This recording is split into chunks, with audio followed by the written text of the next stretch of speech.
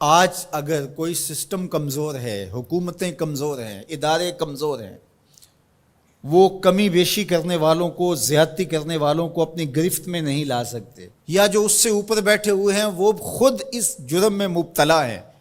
اور اس جرم میں مبتلا ہونے کی وجہ سے اپنے نیچے کے لوگوں کو وہ پکڑ نہیں سکتے کیونکہ وہ خود مجرم ہیں۔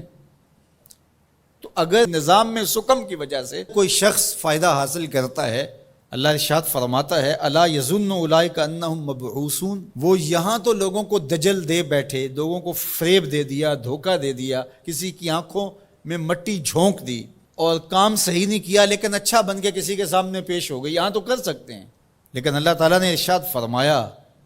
کیا وہ بھول گئے ہیں ایک ایسا دن بھی ہے جس دن وہ اٹھائے جائیں گے، لیوم عظیم، وہ بہت بڑا دن ہوگا، 50,000 سال کے برابر ایک دن ہوگا، خوف وحشت ابدان پہ طاری ہوگی، اور اتنا گرم کہ آج سورج کا رخ الٹا ہے، پھر رخ سیدھا ہو جائے گا، اب سورج بہت بلندی پہ ہے، پھر 1.25 میل کے فاصلے پہ آ جائے گا، اب زمین میں قوت جاذبہ ہے، گرمی کو جذب کرتی ہے، پھر زمین تانبے کی ہو جائے گی۔ اللہ اکبر، وہ کتنا سخت دن ہوگا جس کو قرآن نے کہا یوم عظیم،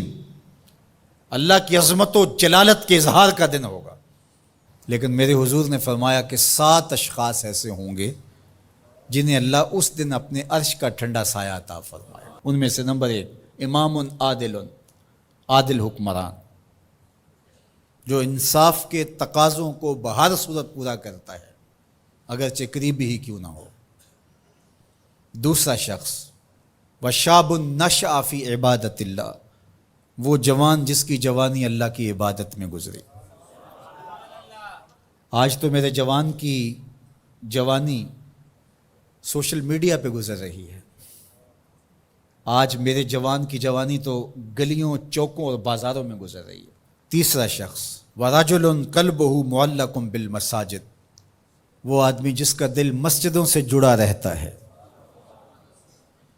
مسجد سے نکلنے کو جی ہی نہیں چاہتا۔ کتنے خوش نصیب لوگ ہیں جو مسجدوں کے ساتھ جڑے ہوئے ہیں۔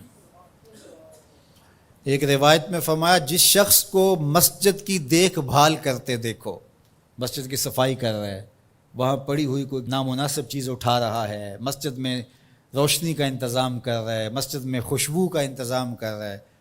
مسجد کے کاموں میں لگا ہوا، اگر کسی شخص کو دیکھو اس کے ایمان کی گواہی دے دو یہ بندہ مومن ہے، یہ مسلمان بندہ ہے۔ تو فرمایا چوتھا شخص وَرَجُلٌ دَعَتْهُ امْرَأَةٌ ذَاتُ مَنْصِبٍ وَجَمَالٍ فَقَالَ إِنِّي أَخَافُ اللَّهَ، وہ جوان جس کو کسی خاتون نے دعوت گناہ دی اور صاحب منصب بھی تھی، صاحب جمال بھی تھی، اور قدموں میں حسن بچھنے کے لیے خود بےتاب ہوا، اور اس جوان نے آگے سے کیا کہا انی اخاف اللہ، تیری بات کیسے مانوں، رب سے ڈر لگتا ہے۔ تو حضور نے فرمایا قیامت کے دن جب دھوپ کڑک رہی ہوگی اللہ اس کو اپنے عرش کا ٹھنڈا سایہ عطا فرماتا ہے۔ پھر ارشاد فرمایا وَرَجُلَانِ تَحَابَّا فِي اللَّهِ اجْتَمَعَا عَلَيْهِ وَتَفَرَّقَا إِلَيْهِ، وہ 2 آدمی جو اللہ کے لیے پیار کرتے تھے جب آپس میں ملے تو اللہ کے لیے، اور آپس میں اگر ان کی دوری ہوئی تو وہ بھی اللہ کے لیے۔ رضائے الہی ان کا مقصود تھا، ان کی دوستی کا سبب اللہ کی رضا تھا۔ چھٹا شخص ارشاد فرمایا وَرَجُلٌ تَصَدَّقَ بِصَدَقَةٍ فَأَخْفَاهَا حَتَّى لَا تَعْلَمَ شِمَالُهُ مَا تُنْفِقُ يَمِينُهُ،